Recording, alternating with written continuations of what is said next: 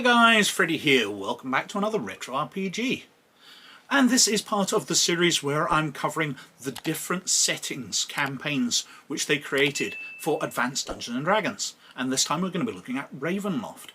Now, this is the first time I've really looked through it and read into it in detail, although I'd heard stories about it, and what I'd heard had really intrigued me. Because while I wasn't excited about a horror setting for Dungeons & Dragons, I wasn't convinced that Dungeons & Dragons would handle that terribly well. The ideas within Ravenloft I thought were so good, and I wanted to find out more, and was delighted by what I've read. But anyway, let's go over to the desktop and have a look through Ravenloft. So, this is Ravenloft, Realm of Terror, which came out for Advanced Dungeons & Dragons 2nd Edition and TSR in 1990. And it's a campaign setting. It fleshes out the demiplane of Dread, and follows up from the Castle Ravenloft adventure. Now, the Castle Ravenloft adventure was very highly regarded in its time as a classic piece of Gothic horror in Dungeons & Dragons, although my personal experience of it was it's one of the funniest adventures I've ever played, because it played into so many Hammer House of Horror tropes that me and my fellow players thought it was absolutely hilarious. We were predicting things, we were making jokes, we battled our way through it with much hilarity. As they say in role-playing games, the Games Master sets up the adventure, but the players set the soundtrack, whether that's going to be Mission Impossible or whether it's going to be the Benny Hill theme. Well, we chose the funny theme, we went for that, and we had a great load of fun. It was fantastic, but didn't really strike us as Gothic horror, it just struck us as very cliched. But the Ravenloft setting has intrigued me since I very first heard of it, because of the way it's set up.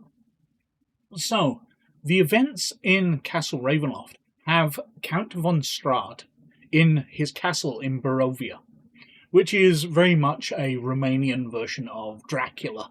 His castle with the nomadic gypsy-type people populating the villages below his castle. And what they did with this is that he came under a curse, and Barovia and his castle were torn out and became their own demiplane of existence, floating around, I think, the ethereal plane. I can't quite remember off the top of my head, but it's floating around. And the way people arrive in Barovia is the Barovian mists will appear in various places. Now, these mists aren't magical, so you can't detect them. You'll just be wandering along a road, or through the forest, or whatever. You'll wander into a mist, and you will emerge in Barovia. And you are there until an event happens. A portal out isn't triggered until certain things happen, usually at the end of the adventure. So Games Masters can have people wander into Barovia and be stuck there until they complete it.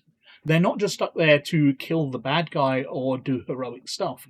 To get free, they have to actually trigger things. And over the existence of the demiplane of Dread, other evil beings have connected to it, and their realms are stuck to it. So you'll have Ravenloft Castle itself controlled by Count von Strahd, but you'll have a neighbouring one where there's an evil lich or other evil beings. So Ravenloft itself, the demiplane of Dread, has stretched out, and there's all these little pockets. And people can travel between them, but the owners of them can't. And the way it works is, as you travel through Ravenloft, you can become more corrupted, until eventually you might defeat somebody who controls one of these pockets and become its new ruler because you've become evil. So it's a really interesting idea, especially as the idea of people wandering into the mists, people have taken a step further. And I've heard of people playing characters who are like 1940s FBI detectives. You know, they'll wander down an alleyway hunting down Al Capone or whatever, and there'll be a mist, and they'll emerge in the forests of Barovia. They'll have their pistol with a few rounds, and their pistol will be very powerful, but they've only got the rounds in their pockets. And they're struggling to defeat the evil to get back. And that struck me as a really interesting idea, that you can tear people out of wherever they are and drop them into a horror story, and they have to play through it until they are successful.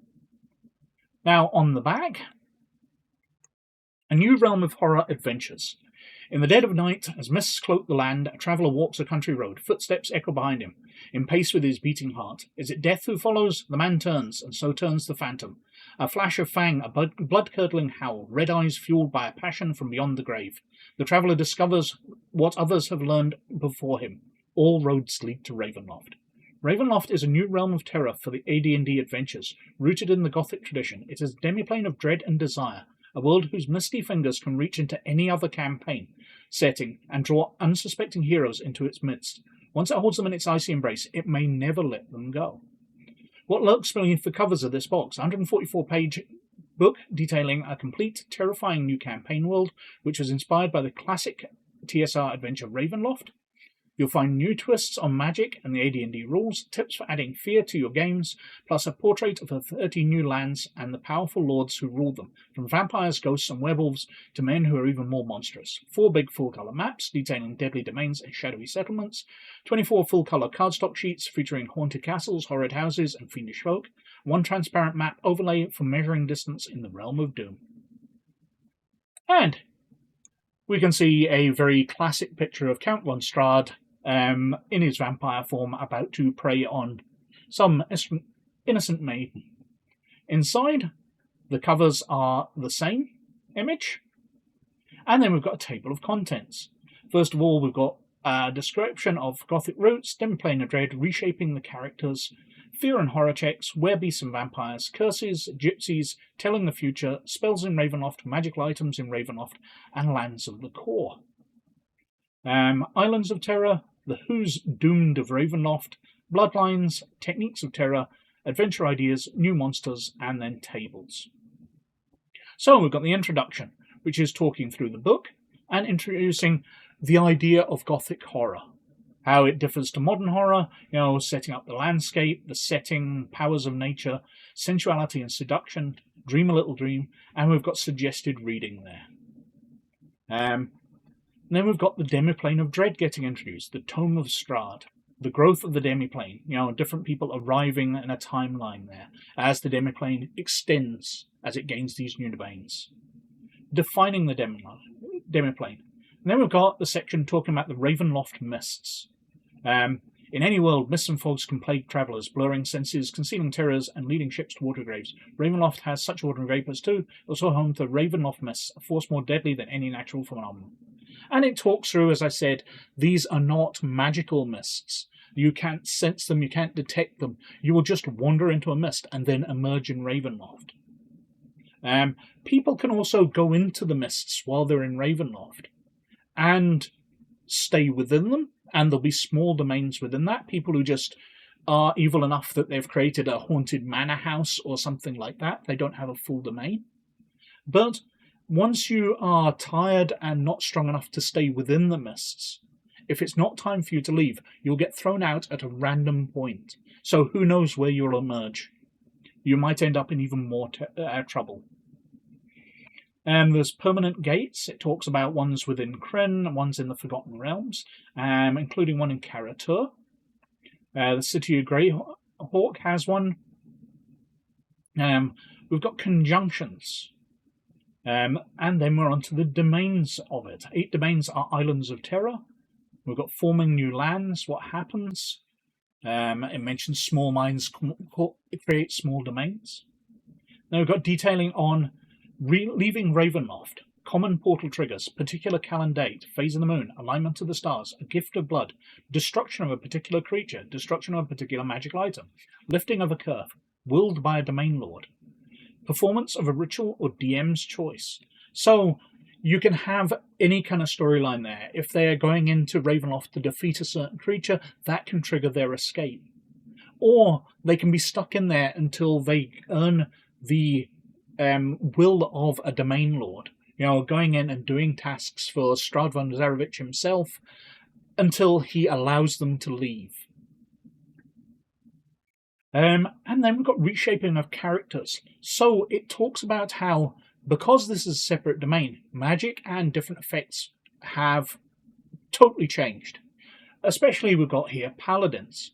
Paladins, for example, can detect evil. Well, everything in Ravenloft is evil. So that power doesn't work. what it becomes is a detect chaotic or non-chaotic. They also, because paladins are lawful good in 2nd edition Dungeons and Dragons, they attract the evil in the world. It describes them as paladins are like salt in a gaping wound. And, drawing their holy sword, etc., will attract monsters to them. They are a beacon of light, which everybody hates in Ravenloft. What else we got? We've got rangers. Well, it mentions that rangers have empathy with creatures, but certain domains break those rules. So, in Ravenloft itself, Count Strahd has power over all the wolves. Now, it doesn't matter what a ranger does, even if they have a wolf follower. Count Strahd will have control over that. He may allow it to look like it's working for the ranger, but ultimately it's working for him. It's under his control. Wizards, their familiars don't work the same way, because the bond between a wizard and their familiar. So the familiar, even if it's a wolf, will not be controlled by Strahd, which I find a slightly odd one. But those are the rules. Also, it makes a big thing of wizards' priests that magic which draws things to you, so you're summoning up a fire elemental or something like that, because of the rules of Ravenloft, that elemental can never return to its home plane. So even if you summon it up and it's supposed to obey you, it might break free because it realizes you've doomed it to being stuck within Ravenloft. So summoning spells work slightly differently. What else we got here? We've got rogues. It mentions that most people in Ravenloft are human, but there are a few. Good and evil, powers checks. We've got the enticement. So we're going through as players enter it. They can be enticed. There's invitations. There's touch of darkness. The embrace. Becoming a creature of Ravenloft and ending up becoming the lord of a domain. So if you become so corrupted by Ravenloft, you become one of the monsters which controls it all. Talking about fear and horror checks. Fear and horror together, different optional rules. Talking about lycanthropy, the dread disease. I actually missed that as well. Paladins have the ability to heal diseases, but magical diseases in Ravenloft are not healable. You can't heal lycanthropes with magic or with paladin abilities. Variety, the spice of undeath. So we've got vampire elite and different ages of them, different weaknesses. We've got curses. We've got the gypsies, the Vistani in Ravenloft and their powers, their lifestyle. We've got telling the future and fortune telling. Obviously, a vital part of a sort of Dracula type story is the gypsies reading the future and divining what will happen to the player characters. But the gypsies can tell lies. We've got different spells, and it explains the different effects of them, because everything is changed. Carrying on through. Got magic items, how they are changed. Obviously, if they're summoning items or reaching into other dimensions, they're very, very changed as well. Going through the different domains, so we've got Arak, a nice little map there. Arkandale, Barovia, which is Strahd's domain.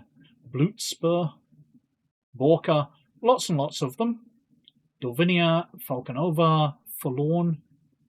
And it details out who leads it, what the terrain is, what towns are there, what the folk are like for each of these. Invidian, yeah. Keening, Lamordia, Markova, Mordant, the Nightmare Lands, Tepest. Some of these I'm familiar with. We've got the Islands of Terror there. Anguina, Vekor, Zerisia. The Who's Doomed of Ravenloft. So developing new lords of your own. Because you can create all of this. Because it is just realms which are appearing, you can custom make them for your own adventures. But we've got detailed here, so Gabrielle Aldear, Azalin, Dominic D'Onair, Ivan Delisner. I really should stop pronouncing these. Vlad Drakov, Lord Wilfred Godefroy, Arkon Lucas, František Markov, Victor Mordenheim. Mordenheim, not a Warhammer name. Mordenheim's monster, Adam. So obviously Frankenstein. And Jacqueline Renier, Alfred Timothy, a werewolf. Nathan Timothy, also a werewolf. Dr. Rudolf van Richten, a third-level lawful good thief. Strahd von Zarevich. Lots and lots of information about him. Talking about bloodlines within Ravenloft. So, which vampires led to which, and who created who. Techniques of terror, so giving advice to a games master on how to make it horrific, rather than just it's dangerous because they're big, powerful monsters. How to actually add horror to your stories, so making it believable horrors. Isolation, a villain in control, strange or unfortunate circumstances, that they're trapped. There's assaults on their bodies or minds.